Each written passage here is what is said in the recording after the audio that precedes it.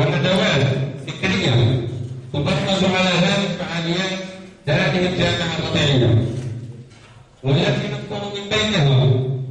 ندوة فكرية حول الانتخاب كواجب وطني،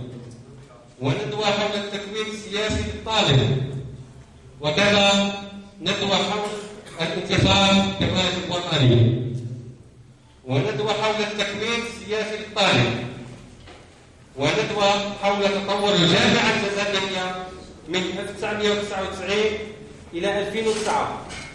تحت شعار 10 سنوات من الإنجازات، وندوة حول التشغيل وآلائه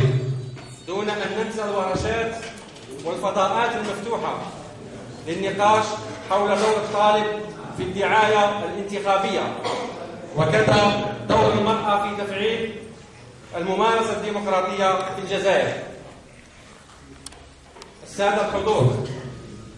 إن هذا البرنامج الهادف والذي ارتأينا تسطيره